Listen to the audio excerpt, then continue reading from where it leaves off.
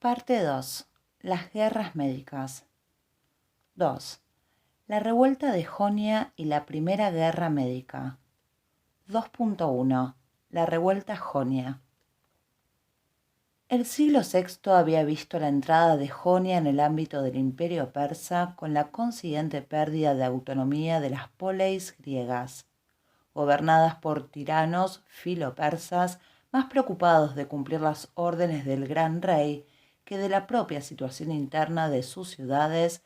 El dominio persa parecía firmemente asentado en esa parte de la Hélade.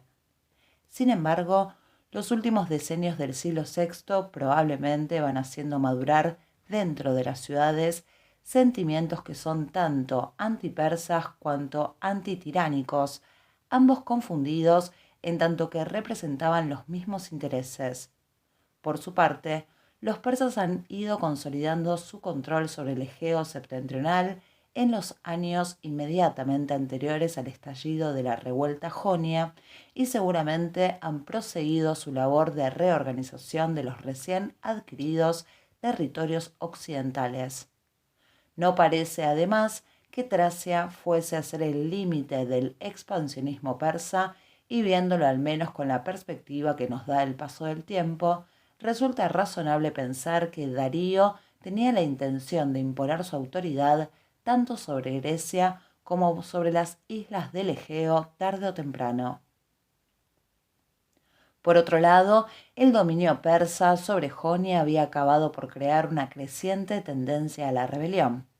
Los jonios se habían visto implicados en la política imperial persa, que tenían además que sufragar con tropas y con dinero. Los tributos persas y las modificaciones en la propiedad de la tierra perjudicaban a importantes grupos sociales dentro de Jonia, mientras que en el comercio, que había sido una de las fuentes principales de ingresos para los jonios antes de la conquista, tenían que hacer frente a la creciente competencia de los fenicios, mucho más leales a los persas. Por fin, el mundo jonio, que había sido notable en el desarrollo de formas políticas imaginativas, se veía de nuevo constreñido al gobierno de tiranos que, para más humillación, servían a un amo bárbaro.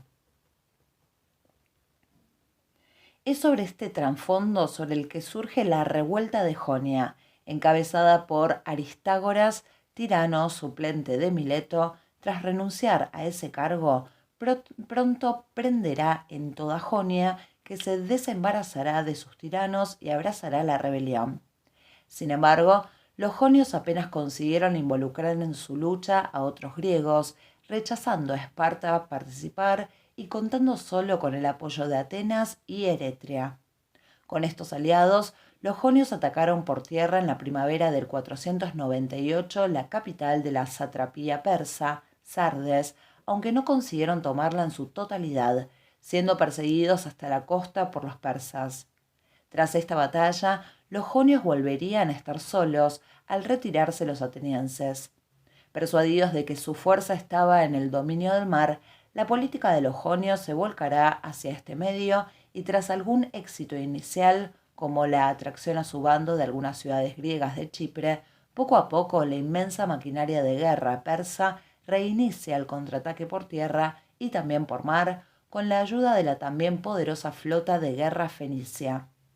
El enfrentamiento decisivo se producirá en el año 494, cuando la flota jonia, compuesta de 353 trirremes, se enfrentará en la batalla de Lade con la flota persa.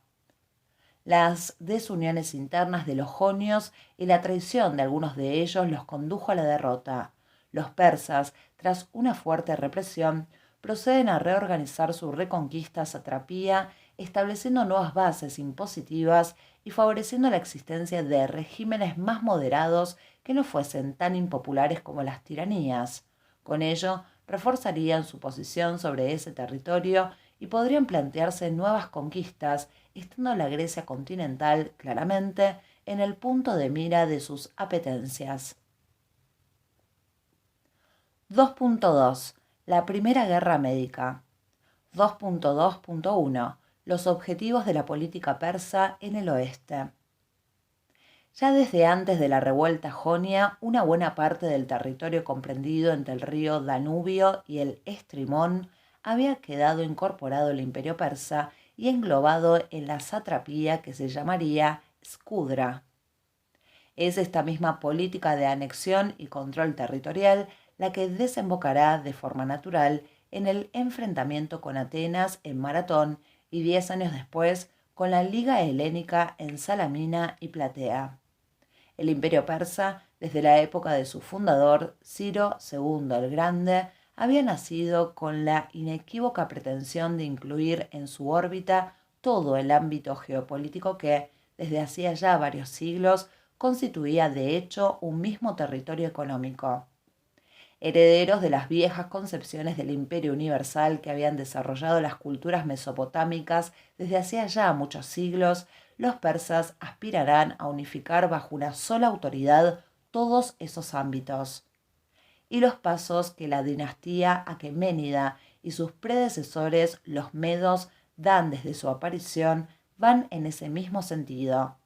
Asiria, Lidia y Jonia, Babilonia, Egipto, la India, Tracia y Escitia no son sino jalones en la creación de ese dominio universal. En este contexto, la anexión de las tierras al sur de Tracia y Macedonia y las islas intermedias entre Jonia y Grecia apenas requiere explicación y justificación. La diferencia con el resto de las áreas anexionadas deriva, por una parte, del hecho de que en Grecia los persas hallaron una resistencia que fueron incapaces de quebrar y por otra, que los griegos, en donde se hallan las raíces de nuestra propia cultura, se ocuparon de narrar y exaltar la resistencia y el triunfo contra los invasores. Es solo si consideramos este proceso histórico, como hicieron los propios griegos, desde una visión helenocéntrica, cuando corremos el riesgo de perder la perspectiva y desenfocar los acontecimientos. Solo los atenienses, que quizá todavía en el siglo V no habían acabado de entender plenamente cómo funcionaba el imperio persa, podían pensar que la invasión que se paró en Maratón iba dirigida específicamente contra ellos por haber participado en el ataque y en el incendio de Sardes durante la revuelta jonia. Es cierto que este y otros pretextos pudieron jugar su papel en los momentos previos al enfrentamiento militar, pero posiblemente eran utilizados sobre todo por aquellos griegos que habían buscado protección en la corte del gran rey y que se servían de ellos para atraerse a eventuales partidarios entre las ciudades griegas enemigas de Persia. No parece que los persas se preocupasen excesivamente por dejar de herir las susceptibilidades legalistas de las ciudades griegas. En el estado actual de nuestros conocimientos, podemos asegurar sin demasiados problemas que la cuestión de la participación de Atenas y Eretria en la campaña contra Sardes no influyó en absoluto en la decisión de Darío de atacar estas dos ciudades. Es más, da la impresión de que ya en el 499, es decir, antes del estallido de la revuelta, Darío había decidido ya someter a la Grecia continental a su autoridad. La revuelta jonia lo que hizo fue atrasar en 9 años el enfrentamiento entre Atenas y Persia, y quizá este retraso pueda explicar tanto la actitud que en su momento tomará Atenas, cuanto, sobre todo, el resultado del enfrentamiento. Volveremos sobre estas cuestiones más adelante. 2.2.2 Las campañas persas hasta Maratón. La misma flota que había derrotado a los jonios en Lade fue rápidamente dirigida hacia el Egeo septentrional, donde somete rápidamente los focos rebeldes de toda la región de los accesos al Mar Negro. Al año siguiente, en el 492, Mardonio, yerno de Darío, fue enviado con tropas de refresco para proseguir la anexión de aquellas partes de Europa que no lo habían sido durante las campañas de Megabazo unos 20 años atrás.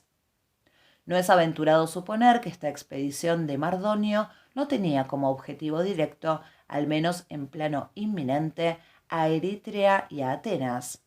La campaña de Mardonio debió de iniciarse ya bastante avanzado el verano, puesto que el general se había entretenido en Jonia modificando el régimen político de muchas de sus ciudades y posiblemente recabando más tropas de las ciudades recién sometidas.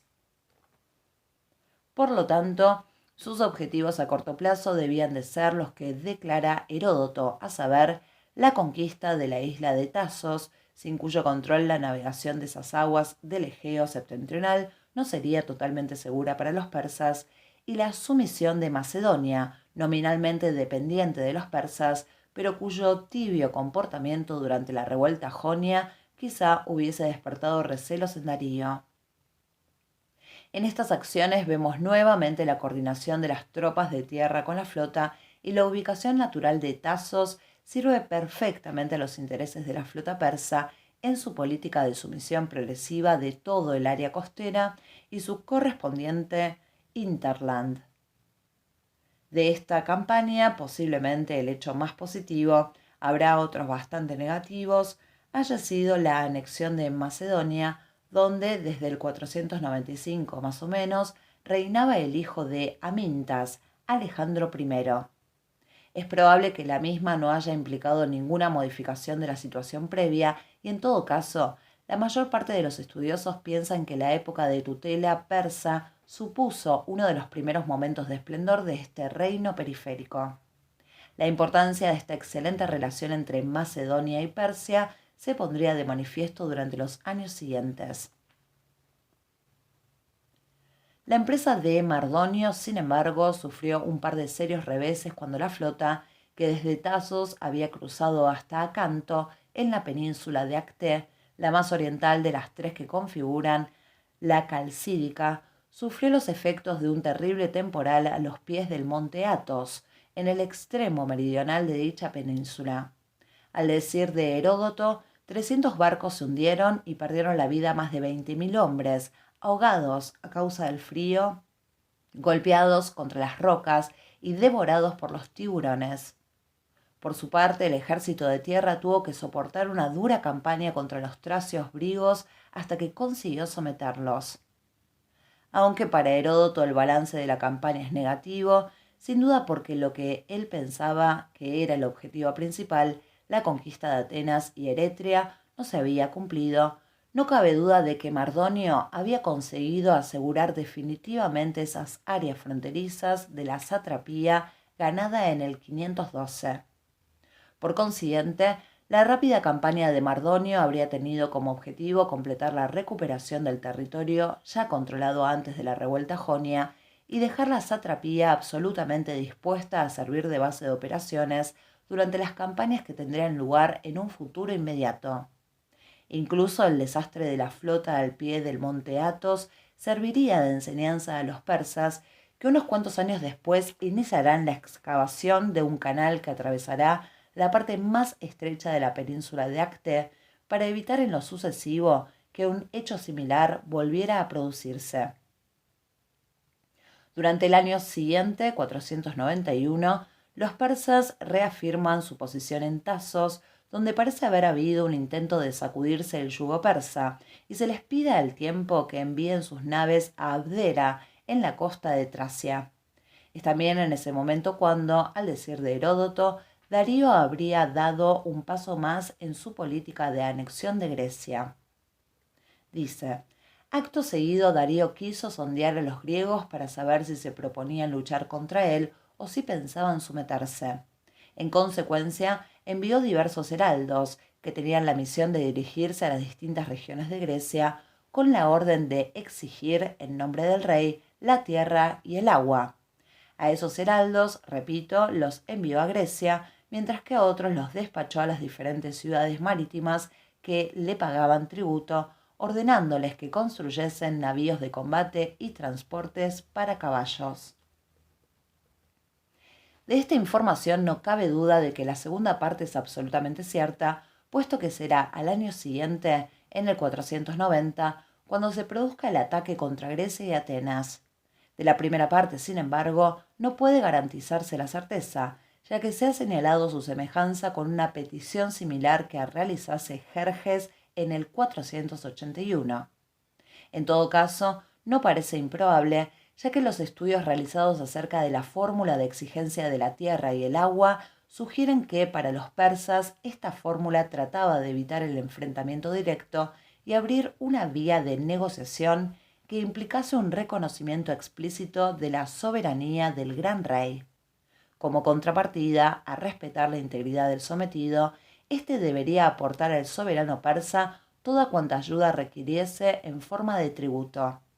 Naturalmente, rechazar esta petición persa proporcionaba al rey un pretexto para declarar la guerra, ya que el inferior, y todos eran inferiores para el gran rey, no accedía a la petición que le hacía su señor, Despotes. Así, no tendría nada de extraño que antes de iniciar la campaña contra Atenas, cuyos preparativos estaban ya a punto de ponerse en marcha, Darío intentase por última vez recibir la sumisión formal de quienes eran o iban a convertirse, en eso en breve tiempo, sus enemigos. De entre las ciudades griegas a las que llegó la embajada del gran rey y que aceptaron someterse a él, Heródoto solo destaca a Egina, básicamente porque ello le sirve al autor para hacer un pequeño excurso acerca de la enemistad entre la polis insular y Atenas.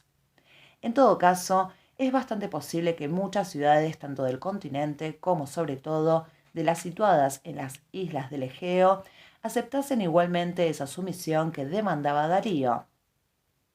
También Esparta y Atenas recibieron tales embajadas, si bien la respuesta que se les dio a ambas, bastante similar, es mencionada por Heródoto, no en este contexto, sino más adelante, con motivo de la petición parecida que, años después, realizó Jerjes a los griegos cuando inició su campaña. Este tratamiento dado a los embajadores lo resume Heródoto del siguiente modo. Años atrás, cuando Darío envió a sus heraldos con idéntica misión, los atenienses arrojaron a quienes le formularon dicha exigencia al baratro y los espartanos a un pozo, instándoles a que sacasen de allí la tierra y el agua y se la llevasen al rey. Esa fue la razón de que Jerjes no despachara emisarios para plantearle su demanda. En ese sentido, no puede especificar qué desgracia llegó a sucederles a los atenienses por haber tratado así a los heraldos, como no sea que su territorio y su ciudad fueron saqueados. Con todo, creo que ello no ocurrió por este motivo. Surgirán a partir de ahora, aunque alcanzarán un auge mayor durante la Segunda Guerra Médica, las poleis que abrazarán la causa persa, que medizarán, por utilizar el término griego, medisein. En su momento, aquellas poleis que optaron por la resistencia exigirán cuentas a las que medizaron. Convendría centrarse ahora brevemente en la situación que se vivía en Atenas y Esparta en estos años de creciente aumento de la presión persa y que justifica en cierta manera la violenta y sacrílega respuesta dada a los embajadores persas que solicitaron la rendición de ambas ciudades. Empezando por Esparta, podríamos recordar que no había accedido a prestar ayuda a los jonios. Sin embargo, la vocación de Esparta y sus aliados, lo que conocemos como Liga del Peloponeso, había mostrado algunas señales de hostilidad hacia los persas durante los últimos 50 años.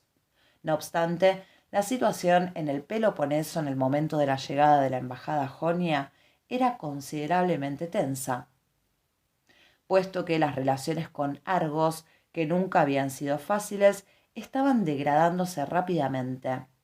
Se ha sugerido en ocasiones que una de las causas de la hostilidad entre ambas podría buscarse en el temor espartano a que Argos pudiese convertirse en un aliado de Persia, lo que, indudablemente, pondría en peligro la propia supervivencia de Esparta y de su posición en el Peloponeso. El desenlace de la situación se produce hacia el año 494, cuando el rey Cleómenes derrota a los argivos en la batalla de Cepea y acto seguido masacra a los supervivientes que se habían refugiado en el bosque consagrado al héroe Argos. Con esta terrible derrota, en la que murieron entre 5.000 y 6.000 argivos, la ciudad de Argos quedará neutralizada durante por lo menos los próximos 20 años. Igualmente Esparta intervendrá a petición de Atenas en las represalias contra Egina por haber aceptado la sumisión a Darío.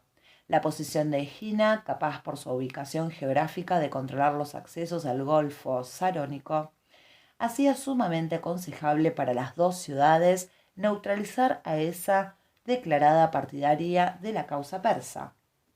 En los hechos que se suceden, sin embargo, Esparta muestra una mayor tibieza, mientras que Atenas, mucho más amenazada, acaba enfrentándose en una batalla naval con Egina, si bien el resultado del encuentro resultó adverso para los atenienses. La presencia amenazadora de Egina, por consiguiente, será un factor que jugará su papel durante la invasión persa. Por lo que se refiere a Atenas, su actitud era claramente antipersa, como había demostrado su participación, aunque muy limitada en medios y en tiempo, en la revuelta jonia. A ello se unía la acogida que los persas habían dispensado a su tirano Hipias, la cual también jugó su papel a la hora de decidir a los atenienses a ayudar a los jonios.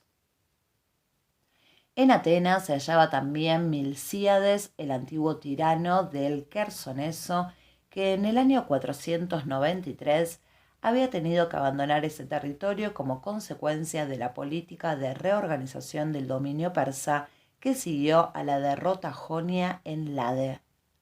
Las peripecias de este Milcíades, hijo de Simón, llamado el Joven para distinguirlo de su tío Milcíades el Viejo, son ciertamente representativas de cómo en los momentos finales del arcaísmo empiezan a confluir, o al menos a ser mejor conocidas, toda una serie de circunstancias ocasionalmente contradictorias.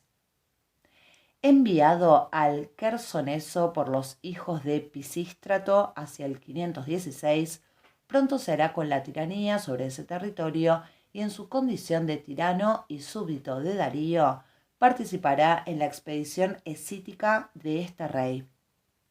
Tras ella sufrirá represalias por parte de los escitas que atacarán su territorio. Sin duda, su actitud durante la revuelta jonia fue de apoyo a la misma, lo que motivó su huida definitiva del Quersoneso y su regreso a Atenas. Una prueba del ambiente que reinaba en Atenas en los años previos a la guerra la proporciona la acusación que un grupo de enemigos, a los que Heródoto no identifica, presenta contra Milcíades, acusándolo de haber desempeñado la tiranía en el Quersoneso. Los detalles no son bien conocidos, en buena parte porque Heródoto no parece haber tenido interés por dar más datos, pero es bastante posible que sus acusadores fuesen algunos miembros de la familia de los Almeónidas, cuyo comportamiento en estos años no parece siempre muy claro. Su valedor en estos momentos parece haber sido el todavía joven Temístocles, cuya influencia no hará sino crecer con el tiempo. Aunque esto no queda suficientemente claro en nuestras fuentes, ambos personajes parece haberles unido, al menos, su ferviente oposición a los persas y su enemistad declarada con los Almeónidas. Este juicio político que sufre Milcíades, el primero al que tendrá que hacer frente, hay que entenderlo dentro del contexto de luchas entre los distintos grupos de poder dentro de Atenas, en los que, además de viejas rencillas y rivalidades personales y familiares, se ventilaba en este momento la postura de primera ciudad con relación a los persas. En estos años previos al inicio de la invasión persa, el pueblo ateniense parece haber apostado por la resistencia y Milcíades habría representado la opción más segura para hacer frente a la amenaza.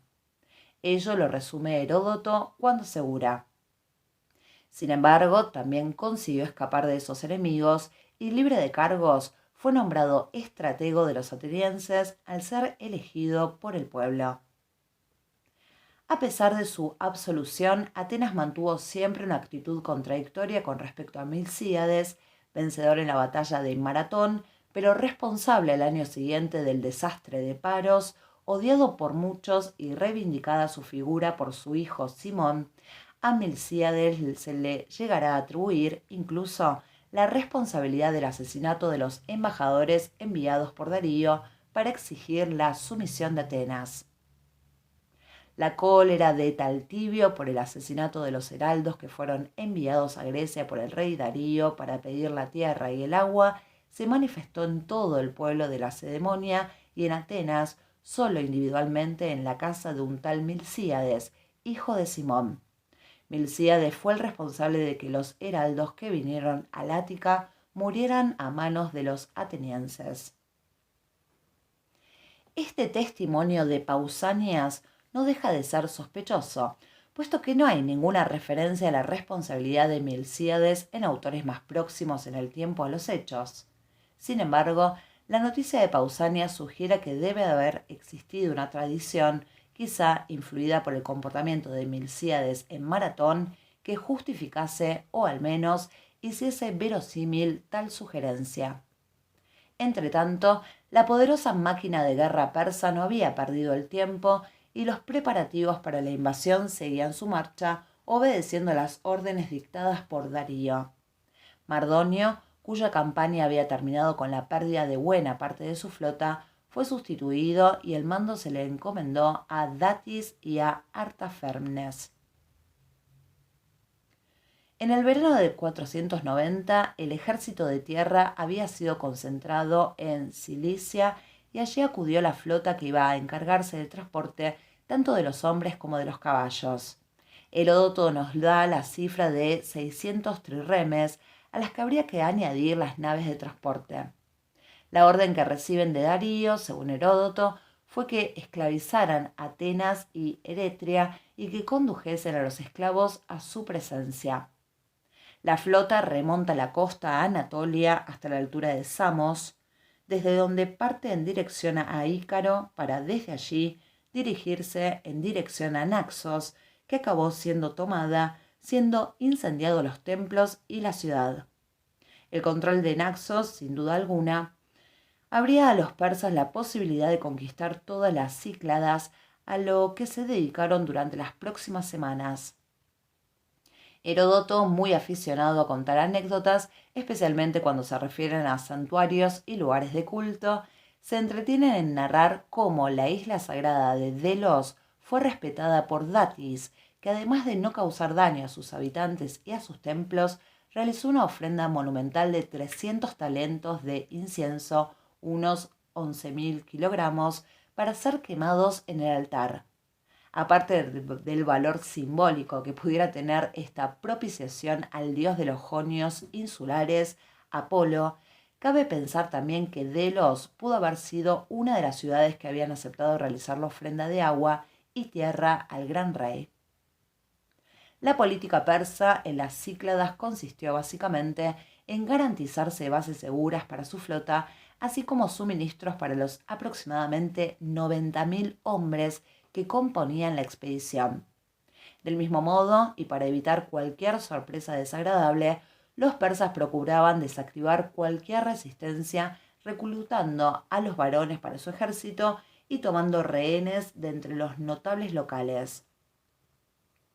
En todo caso, este comportamiento viene a sugerir que, en su mayor parte, las Cícladas habían aceptado la sumisión a Darío cuando éste envió su embajada. Las poleis cicládicas contribuían, pues, al esfuerzo de guerra persa como súbditas que seguramente eran del gran rey. El desembarco persa en la isla de Eubea se produjo en la parte meridional de la isla, en el territorio de Caristo. Lo que en estos momentos ocurre en esta ciudad y lo que inmediatamente ocurrirá en Eretria nos vuelve a hablar otra vez de la existencia de continuas tensiones dentro de las poleis entre los partidarios de llegar a acuerdos con los persas y los partidarios de la resistencia. En Caristo, los persas piden la entrega de rehenes, lo que difícilmente habrían hecho de no haber tenido previamente constancia de la intención de sus habitantes de someterse al gran rey. Sin embargo, ante la demanda, los caristios deciden no someterse, por lo que son sitiados y su territorio saqueado. Acto seguido, Caristo accederá a las demandas persas. Lo que todo esto sugiere es que los distintos grupos, pro-persas y anti-persas, realizan cada uno en oposición al otro sus propios planes, con las consiguientes tensiones dentro de la vida política de las poleis. Sometida a Caristo, los persas se dirigen a Eretria. Atenas envía a su socorro a los 4.000 clerucos que estaban asentados en las tierras de los aristócratas calcídicos desde el 506.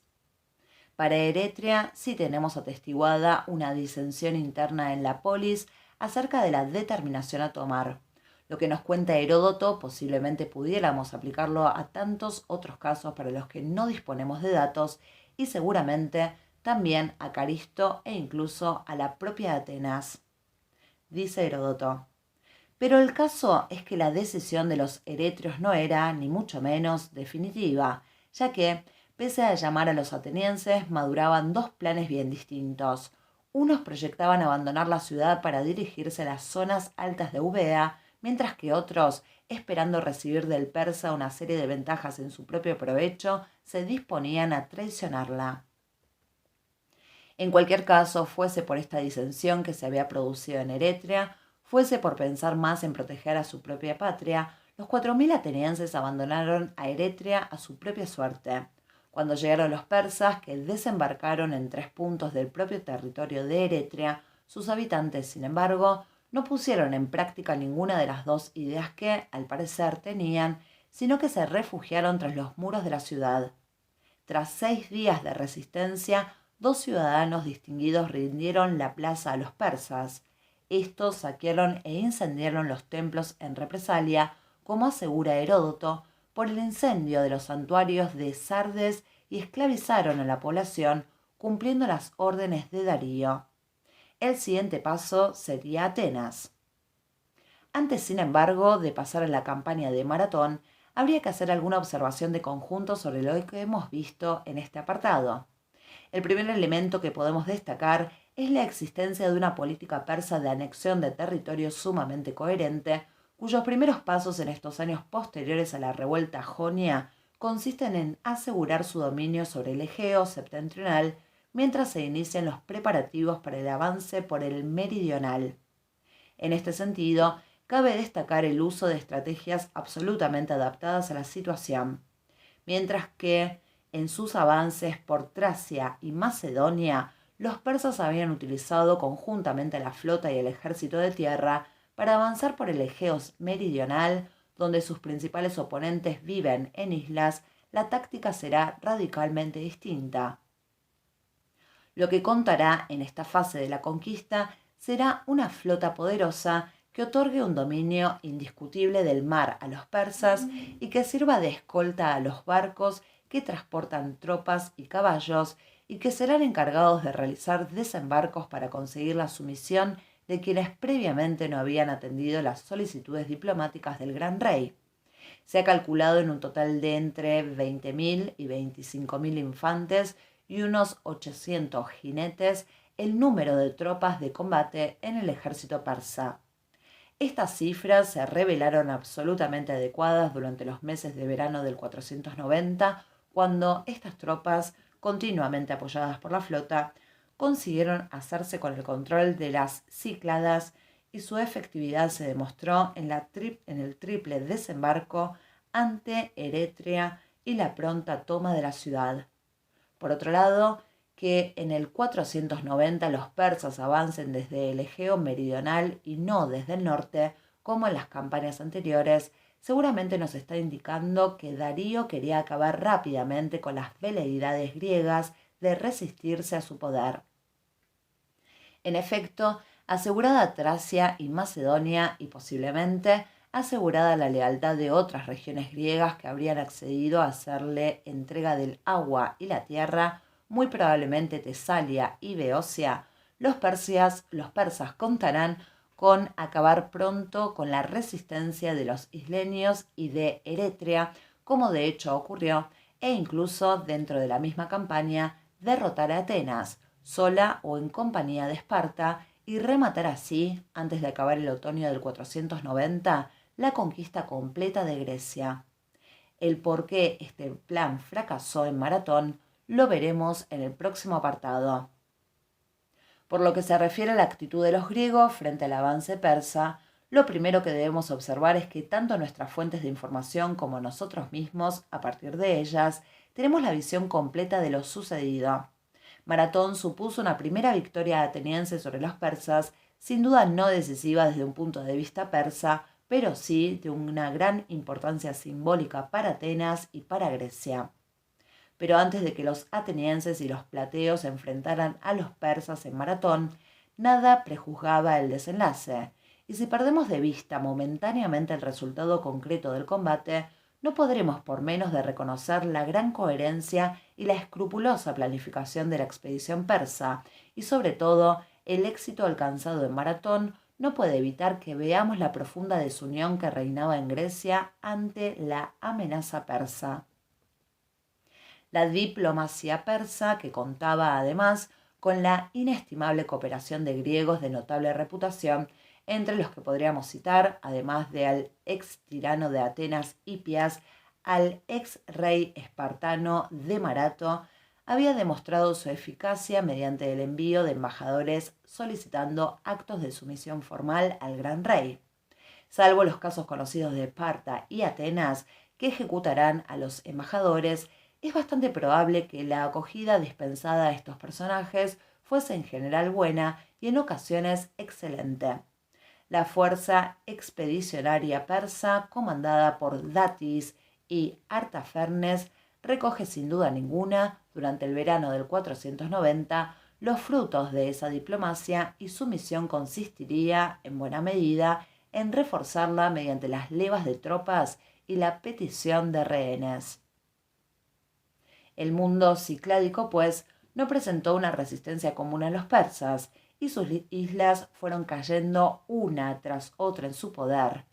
No sabemos, sin embargo, aunque en muchos casos podemos intuirlo, si esa respuesta favorable a las demandas persas se debía al convencimiento generalizado de la ciudadanía de la inutilidad de la resistencia o, por el contrario, a la existencia de regímenes claramente filopersas. Para Caristo, para Eretria y quizá para la propia Atenas, lo que podemos suponer es que no existió una visión unánime de la postura a adoptar y que esa inseguridad favoreció una situación de inestabilidad dentro de las polis que podía saldarse con luchas civiles que contribuían, por ende, a debilitarlas. Caristo y sobre todo Eretria no habían acabado de consensuar una postura común, posiblemente porque no todos los griegos veían a los persas como enemigos. Es significativo cómo la asediada Eretria cae en manos persas por la acción de dos ciudadanos distinguidos. Heródoto no nos informa de cómo lograron entregar la ciudad, pero no cabe duda de que fue mediante un acto de traición a la misma. Atenas, decidida a resistir, aunque no todos sus ciudadanos compartían esa determinación, tampoco actuó con demasiada diligencia para defender a Eretria, aunque Heródoto usa el pretexto del desacuerdo interno de los eretrios para justificar su abandono de la isla de Eubea. Atenas prefirió, sin duda, utilizar a los 4.000 hombres destacados en Eubea en la defensa de su propio territorio. El papel de Esparta lo analizaremos en el siguiente apartado, pero podemos adelantar que su política quizá no fue distinta de la que Atenas había aplicado con respecto a Eretria. Todo ello lo que nos sugiere es que incluso entre los partidarios de oponerse al avance persa no había una clara idea de plantear una resistencia conjunta. Cada polis debería enfrentarse con sus propios medios a los persas. No encontramos nada radicalmente nuevo en esta postura. La conquista persa de Jonia a mediados del siglo VI se había producido del mismo modo y los jonios, sublevados en el 499, parecen haberse percatado solo años después de que únicamente una resistencia común podría tener alguna posibilidad de éxito. La flota que se concentró en Lade fue una respuesta adecuada a la política persa.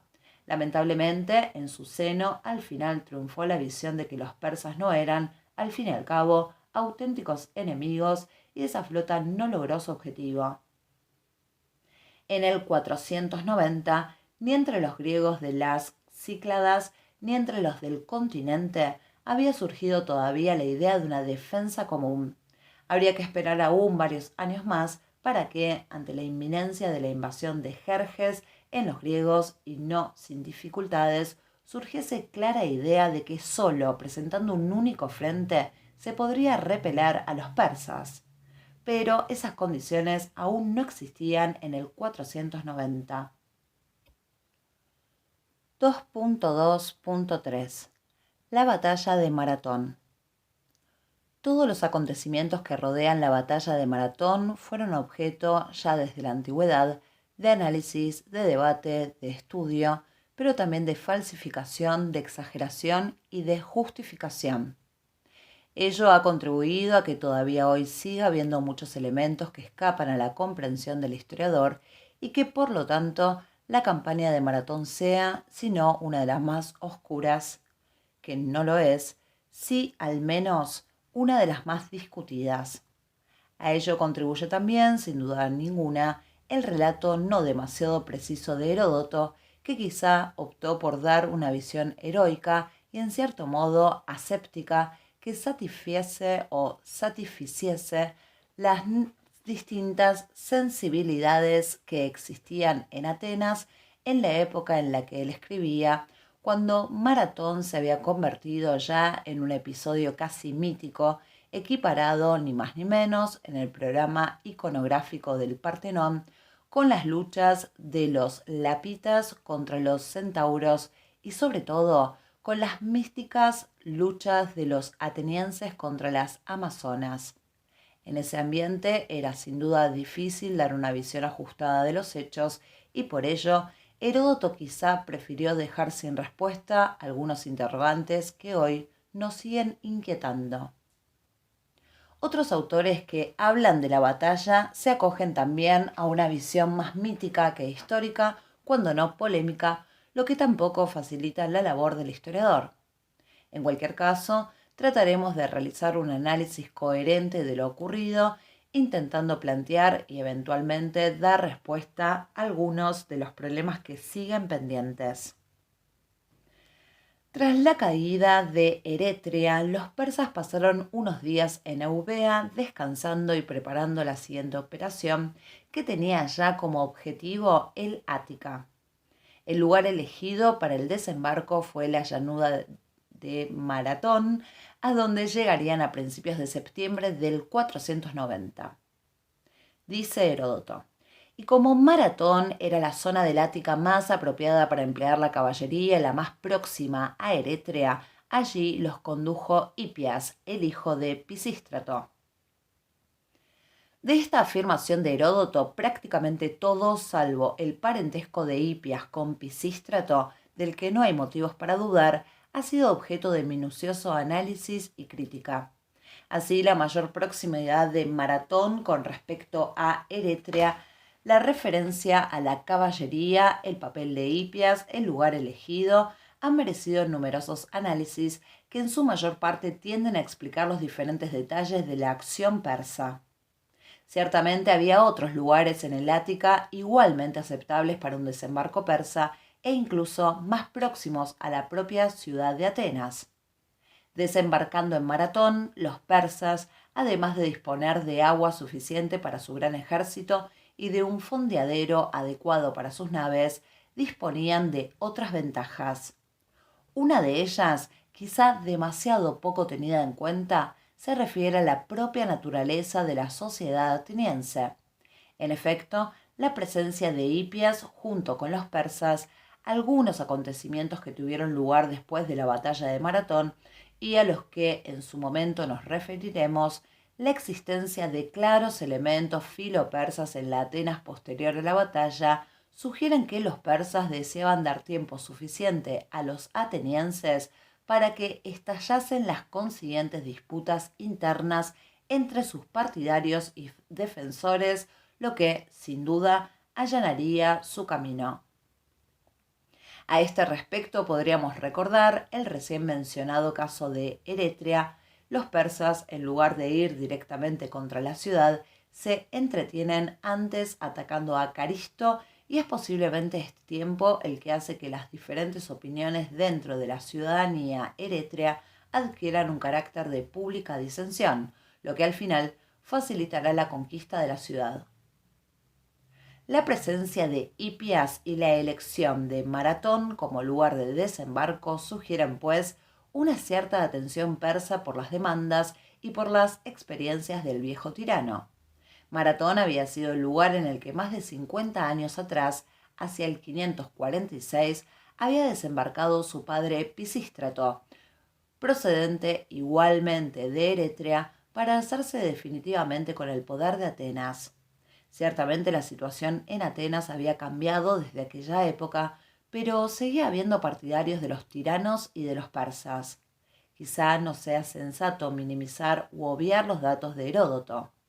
Si los persas habían permitido a Hipias que tomara parte en la reconquista del Ática, sin duda era porque pensaban colocarle al frente de ella y por consiguiente esperarían que su presencia hiciese más fácil la empresa. Nada más conocer el lugar del desembarco y que el mismo parecía haberse efectuado en toda regla, es decir, el conjunto de la fuerza expedicionaria y no solo una parte, el ejército ateniense, encabezado por sus 10 estrategos, Milcíades entre ellos, acude hacia Maratón, que dista, según el camino que se utilice, 35 o 40 kilómetros de la ciudad de Atenas. Es posible que, realizando incluso una marcha nocturna, el ejército estuviese ya frente a los persas al día siguiente del desembarco. Al mismo tiempo, se toman otras disposiciones. Por un lado, y antes de partir hacia Maratón, se encarga a un mensajero, Filipides, que vaya a Esparta para modificar o notificar la llegada de los persas y solicitar su ayuda. Cuenta Heródoto.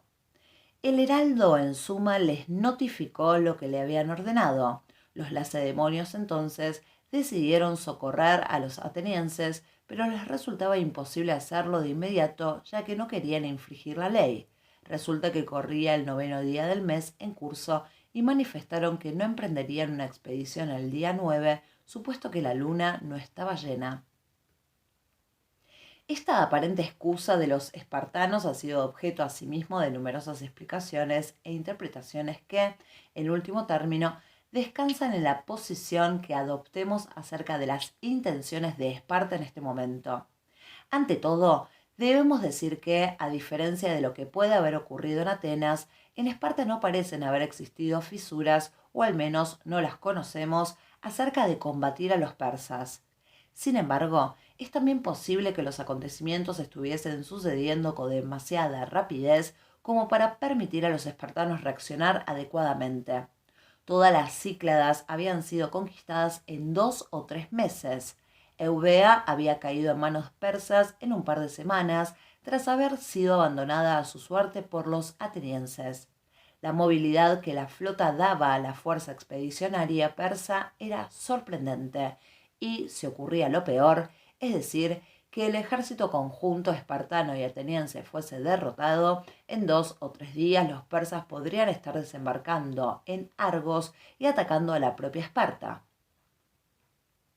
Naturalmente no sabemos qué pasó por la cabeza de las autoridades espartanas cuando llegó hasta ellos Filipides demandando ayuda urgente, pero habida cuenta la tendencia ya conocida hacia una defensa individual más que colectiva, no es aventurado pensar que los espartanos, aceptando formalmente la invitación ateniense, decidiesen utilizar alguno de los abundantes subterfugios que sus prácticas religiosas les permitían para dilatar en poco más de una semana su presencia en el Ática. Habida cuenta la movilidad persa, sería un plazo prudencial para ver qué ocurría, es decir, si al final los atenienses iban a luchar en Maratón o si, por el contrario, la flota persa zarparía de allí para dejarse caer por sorpresa sobre algún otro lugar. La respuesta espartana le fue llevada rápidamente al ejército ateniense, debiéndole llegar al 3er o al 4.º día después del desembarco. Al ejército ateniense, compuesto por unos 9.000 hoplitas, se le había unido el ejército de Platea, compuesto por otros 1.000 soldados, sin duda deseosos de abandonar la posición medizante que la Confederación Beocia había adoptado. Los días que se sucedieron en Maratón parecen mostrar un compás de espera por ambas partes. Por parte de los atenienses, seguramente surgen disensiones acerca de la conveniencia o no de esperar a los espartanos. Según relata Heródoto, de los 10 estrategos, 5 eran partidarios de esperar acontecimientos, mientras que otros 5, entre ellos Milcíades, eran partidarios de presentar batalla.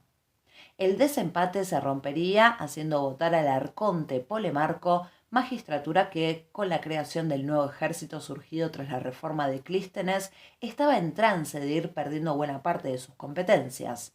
No obstante, seguía siendo formalmente el jefe del ejército y al menos se tendría en cuenta su opinión.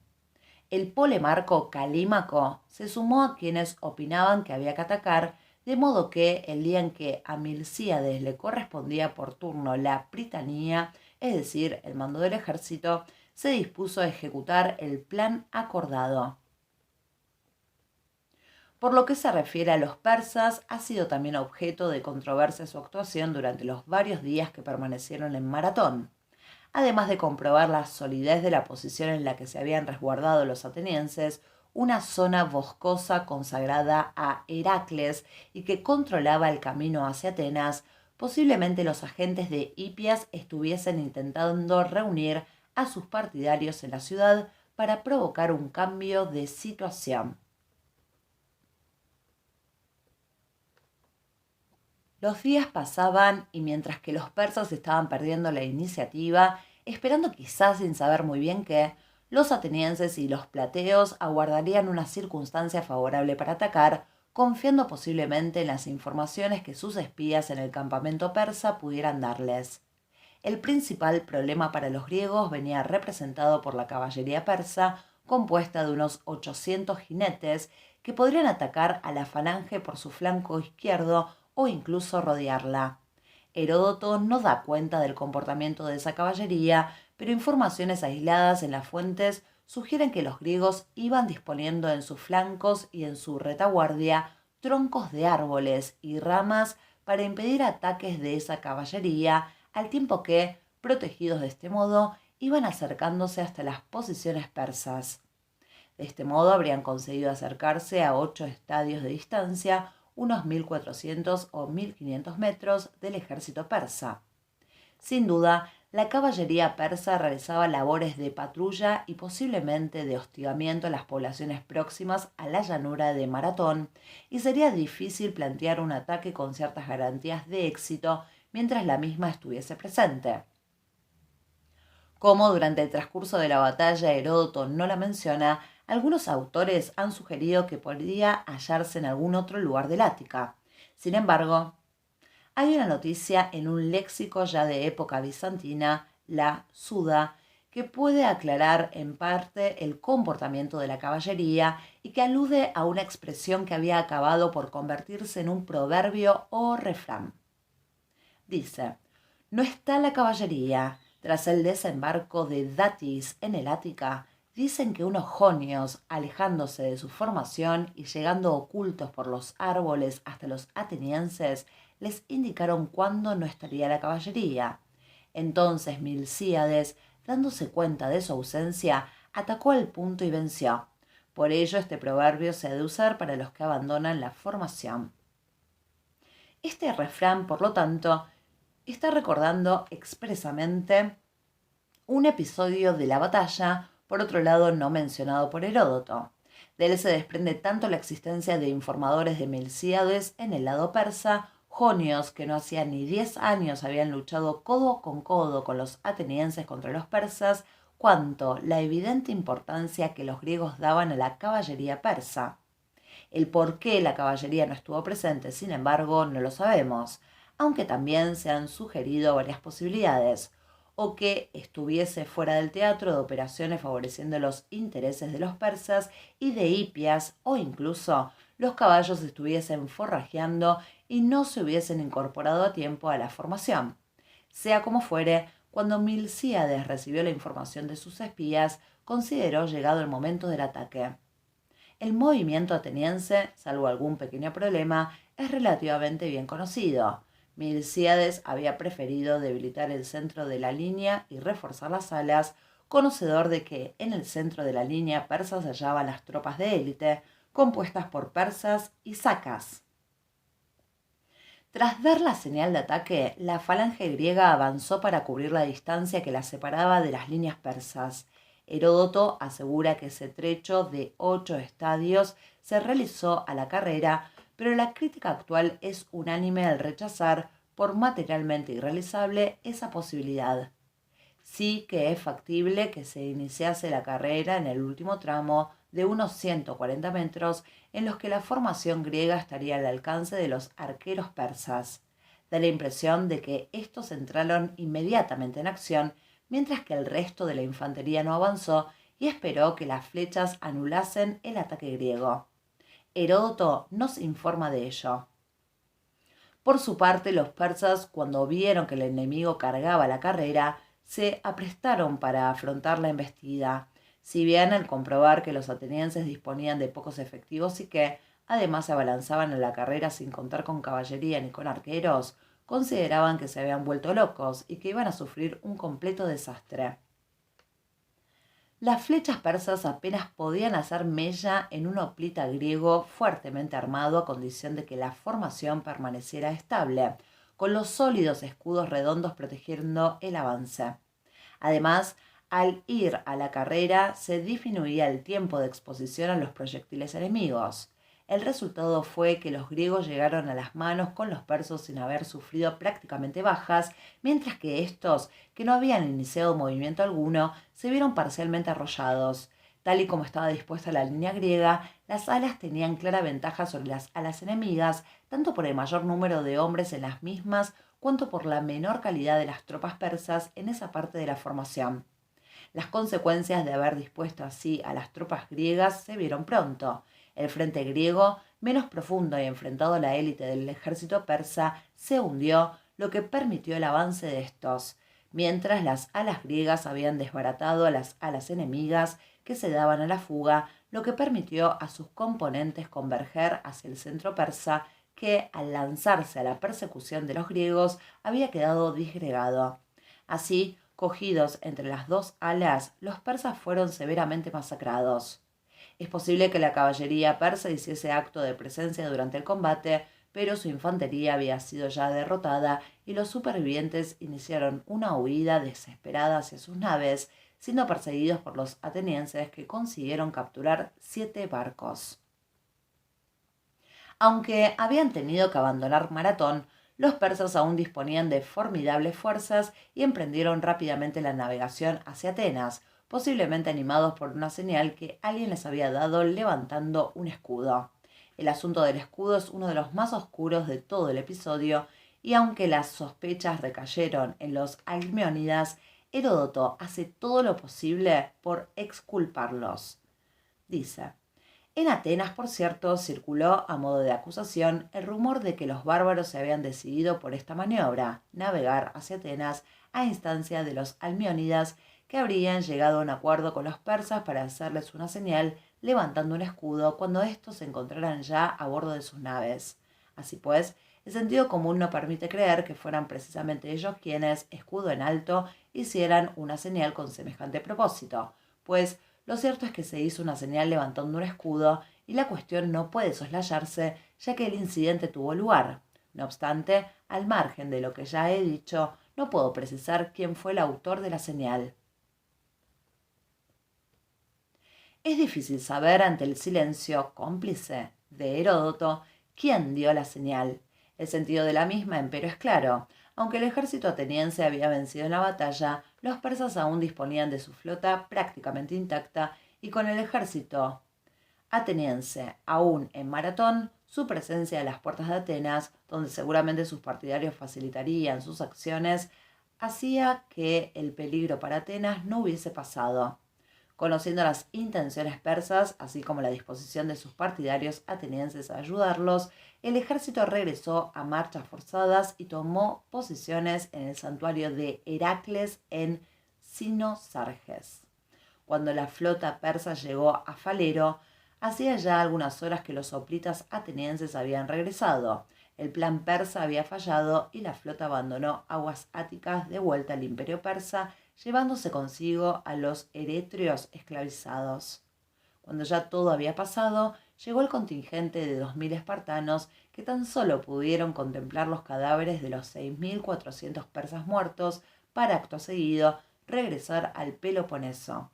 Los muertos atenienses fueron 192, y entre ellos uno de los estrategos, Cinegiro, hermano del tragediógrafo Esquilo, que también participó en la batalla, y el Polemarco Calímaco, del que se conservan restos de una ofrenda que dedicó a Atenea en la Acrópolis y que alguien se encargó de realizar tras su muerte.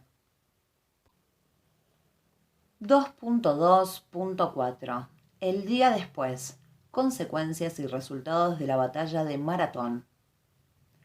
Los muertos atenienses fueron enterrados en un túmulo o soros de unos 45 metros de diámetro, posiblemente levantado en el lugar en el que se produjo el choque entre el centro griego y el persa y que todavía hoy se alza unos 9 metros sobre la llanura circundante. Fue excavado en los años 90 del siglo XIX, aunque los datos de esas excavaciones son algo confusos. Parece que se preparó una superficie que fue cubierta de arena de mar, en donde se alzó la pira funeraria. Los restos permanecieron en el lugar en el que habían sido cremados, acompañados por algunos lécitos y otras cerámicas. Por encima se construyó el túmulo, en cuyas tierras se hallaron abundantes puntas de flechas persas, sin duda procedentes del terreno próximo, donde había tenido lugar la carga griega recibida por los persas con una lluvia de flechas. Sobre el túmulo se colocaron las estelas en las que se escribieron los nombres de los 192 muertos. A un lado, aunque es difícil precisar el momento, se construyó una plataforma que serviría para celebrar en el lugar un culto heroico de cuya atención se encargaban los habitantes de Maratón todavía 600 años después de la batalla. Es Pausanias quien nos proporciona buena parte de estas informaciones, puesto que en su época, siglo II después de Cristo, aún pervivían estos monumentos y el culto heroico en la tumba de los caídos. Dice Pausanias: existe un demo llamado Maratón, que está a la misma distancia de la ciudad de Atenas y de la de Caristo en Eubea. Fue a este lugar del Ática donde llegaron los bárbaros, fueron vencidos en la batalla y perdieron alguna de sus naves cuando se retiraban. La sepultura que hay en la llanura es la de los atenienses y sobre la misma hay estelas que llevan los nombres de los que murieron, dispuestos según la tribu de cada uno, y hay otra para los plateos de Beocia y los esclavos, puesto que en aquella ocasión combatieron por primera vez los esclavos. En ese lugar todas las noches se siguen escuchando relinchos de caballos y soldados combatiendo. Exponerse a este espectáculo deliberadamente no era conveniente para nadie, pero por el contrario, si sucedía de forma fortuita, no se incurría en la ira de los espíritus. El túmulo de los plateos y los esclavos, liberados para la ocasión, se identificó en los años 70 en el reborde montañoso occidental de la llanura, cerca de la localidad de Brana. Era un túmulo más pequeño en el que se han hallado hasta 13 esqueletos de individuos jóvenes entre 25 y 35 años, junto con otro más joven, unos 10 años, y otro de mayor edad, unos 40 años. Junto a la tumba de este último apareció una estela de piedra con un epígrafe que seguramente indicaba su nombre, Arquias. Muy posiblemente se trata de los restos de los esclavos atenienses liberados para la batalla. Encima de esas inhumaciones hay restos de cenizas que seguramente corresponden a la cremación de los ciudadanos plateos, cuyos huesos serían cuidadosamente recogidos para ser enterrados en Platea. En todo caso, no todos los autores aceptan las identificaciones propuestas para ambos túmulos como correspondientes a los muertos en la batalla de Maratón. La alusión de Pausanias a la noticia de que en la llanura aún se podían escuchar relinchos de caballos es uno de los escasos testimonios que sugieren que, ciertamente, la caballería persa acabó tomando parte en el combate. En la llanura también se encontraba un monumento en honor a Milcíades, así como un trofeo. Restos de ambos han ido siendo identificados a lo largo del tiempo. Los dos son posteriores en varios años a la batalla, pero mientras que el primero debe corresponder a la labor propagandística desarrollada años después por su hijo Simón, el segundo, también de esos años, debió de sustituir al trofeo erigido a continuación de la batalla con los despojos persas. Pausanias, que menciona a ambos, no pudo ver, sin embargo, las tumbas de los persas, seguramente porque debió de tratarse de fosas comunes sin ningún marcador especial. Si siglos después de la batalla aún seguían vivos los ecos de la misma, no cabe duda de que, a los pocos años de su celebración, los relatos, los prodigios, la exageración debían de estar a la orden del día. Heródoto se muestra bastante comedido a la hora de dejar entrar en su relato estos elementos, pero sin embargo alguno aparece. Una primera, entre comillas, versión oficial de la batalla parece haber circulado pronto, como mostraría una pintura que Simón, el hijo de Milcíades, encargó para decorar la estoa pintada, Estoa Poikile. Pausanias, en cuya época aún sobrevivía esa pintura, nos da su descripción. La última parte de la pintura son los que lucharon en Maratón. Los beocios de Platea y todos los atenienses llegan a las manos con los bárbaros, y en esa parte uno y otro bando están igualados, pero en el centro de la batalla los bárbaros están huyendo y empujándose unos a otros hacia el pantano, y en los extremos de la pintura están las naves fenicias y los griegos dando muerte a los bárbaros que caen sobre ellas. Allí también está pintado el héroe Maratón, del que recibe el nombre la llanura, y Teseo, surgiendo de la tierra, Atenea y Heracles, pues los de Maratón, como ellos mismos dicen, fueron los primeros que consideraron a Heracles como un dios. De los que luchan son particularmente visibles en la pintura Calímaco, elegido Polemarco por los atenienses, y Milcíades, uno de los estrategos, y un héroe llamado Equetlo, del que también haré después mención. Es interesante observar cómo se mezclan imágenes reales con imágenes míticas. Junto a la descripción de algunos de los momentos cruciales del combate aparecen héroes y dioses. Maratón, el héroe del lugar, y sobre todo Teseo, que en los años posteriores a las guerras médicas empezó a adquirir un gran auge en Atenas, de la que se convertirá en el héroe fundador y creador de su democracia.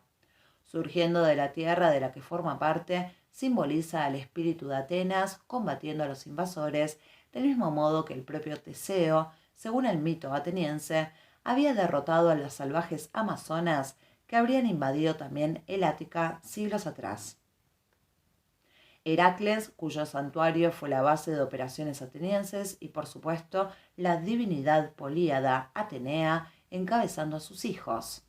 No es extraño tampoco que en una pintura encargada por el hijo de Milcíades aparezca éste en posición de ordenar la carga, y el estratego Calímaco, muerto en esa acción y cuyo voto decidió en último término el combate.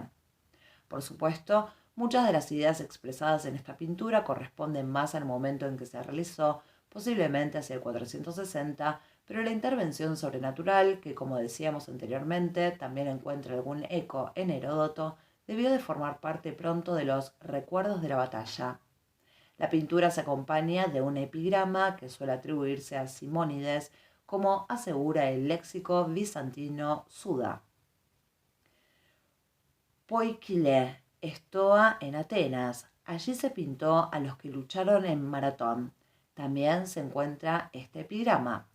Los atenienses, combatiendo la cabeza de los helenos en Maratón, mataron a 20 miríadas, 200.000, de medos. Haber participado en la gloriosa jornada de Maratón se convirtió para los atenienses en un timbre de gloria. Personajes que estuvieron allí, como el poeta trágico Esquilo, aún lo recordarán en el momento de su muerte, como sugiere el que suele considerarse epitafio de este poeta. Esquilo, hijo de Euforión, ateniense, yace bajo este monumento, muerto en Gela, rica en trigo. De sus gestas celebradas en combate hablará el bosque sagrado de Maratón y dará fe el medo de espesa cabellera. Encontramos incluso ecos de estos ya míticos combatientes 75 años después de la batalla en algunas comedias de Aristófanes. Uno de los mejores ejemplos lo encontramos en el siguiente pasaje.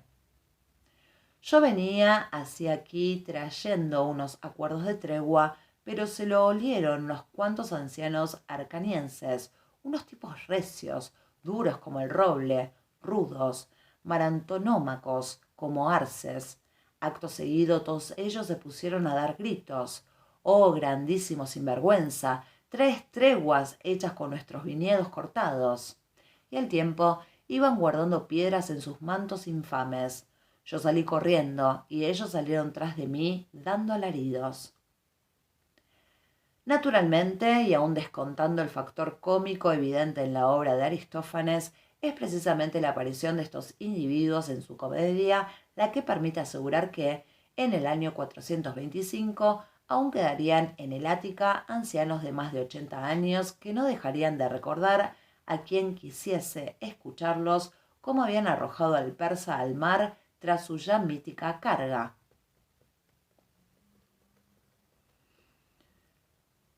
Por fin, y como símbolo imperecedero, el gran túmulo que acogía los restos de los caídos se había convertido en el monumento en que esos atenienses, convertidos en héroes, recibían el culto reservado a los semidioses.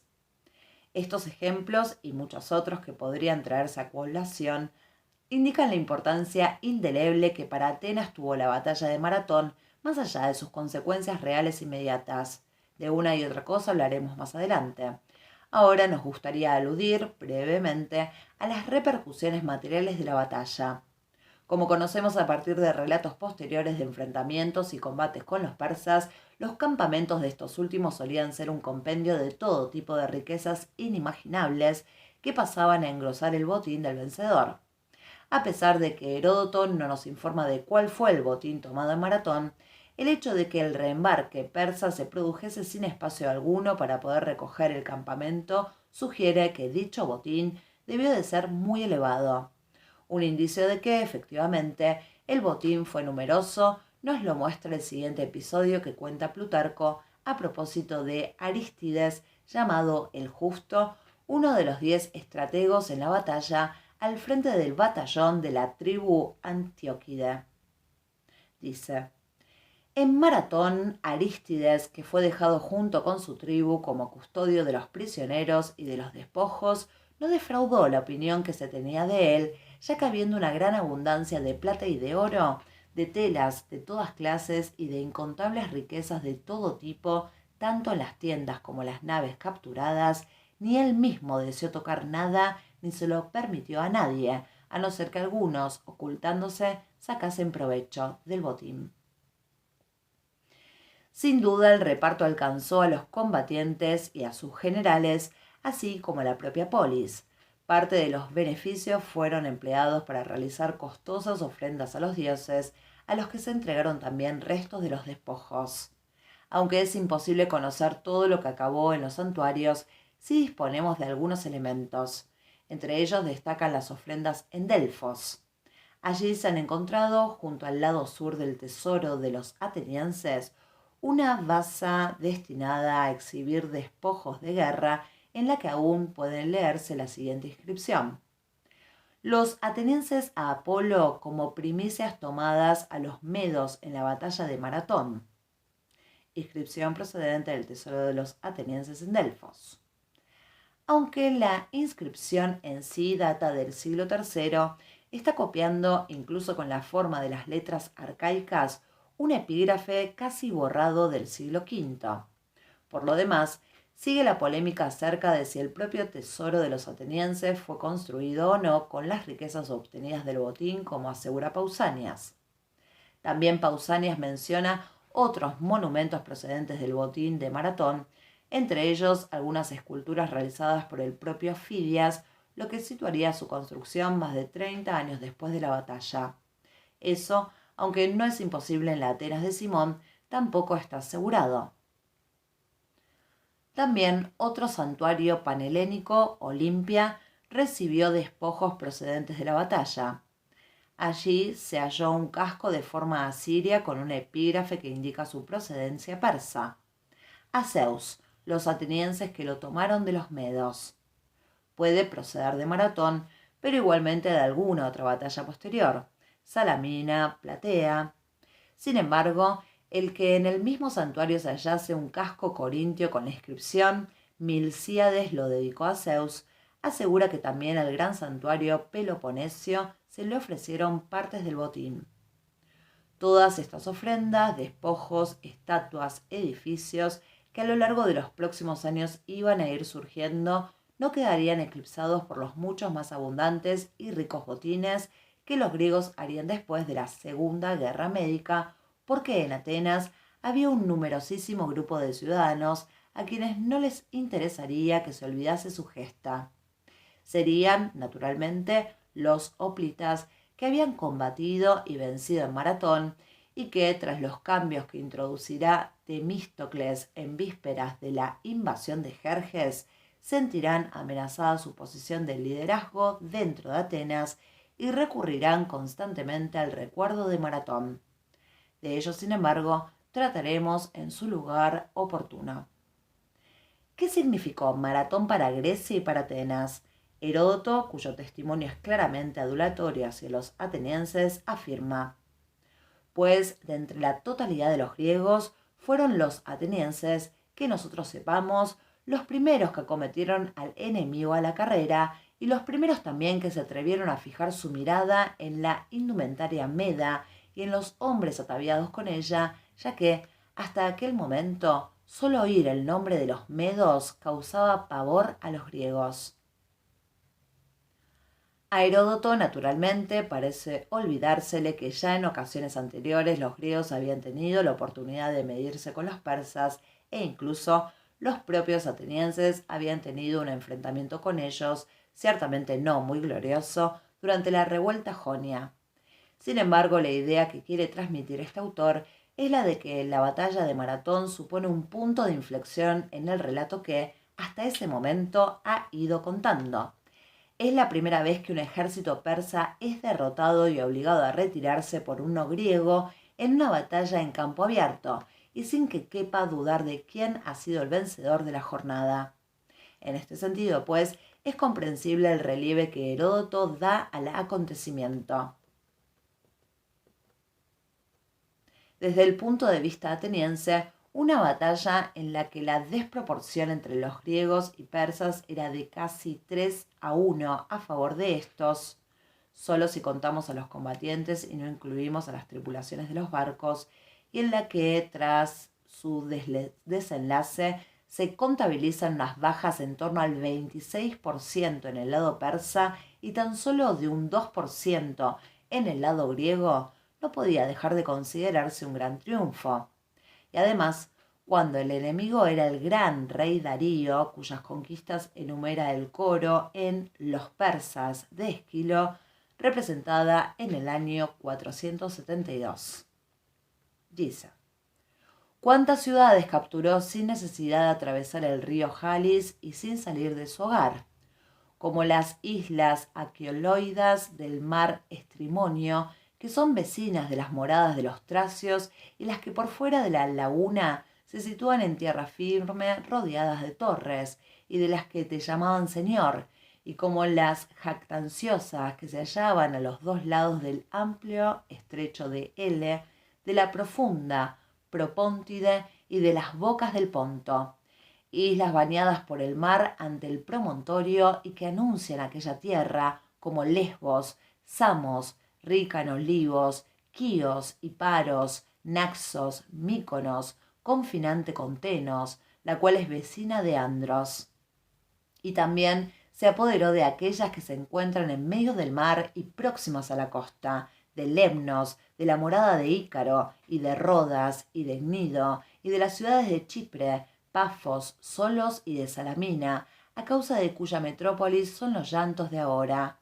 Y también, por su propia voluntad, se adueñó de la rica y populosa tierra de los griegos de Jonia.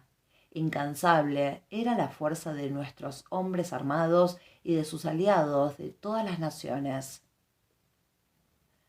Aunque el argumento de la obra de Esquilo se centra en la batalla de Salamina, el poeta no puede esconder su orgullo por haber vencido en Maratón al mismo rey y al mismo ejército a quien se atribuían tantas y tan grandes conquistas.